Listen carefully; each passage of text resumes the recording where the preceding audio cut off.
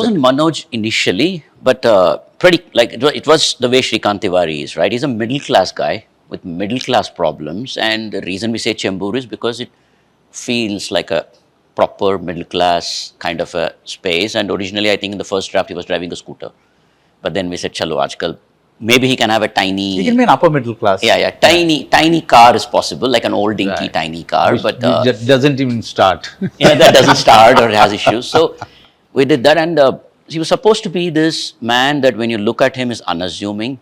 Nobody will take him seriously. He'll be like, maybe he's a clerk or something like that is what people will think.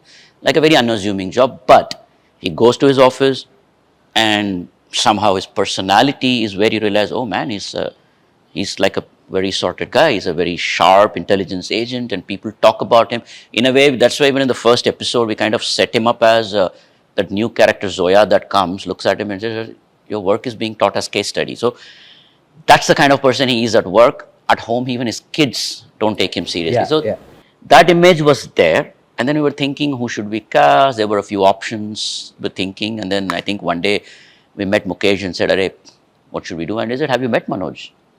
Like we had never met Manoj Bajpayee before. Obviously, we know about him, we know his work, we've seen his movies, never actually met. And I said, yeah, Manoj, actually, once you imagine Manoj, you think he would be perfect for it, right?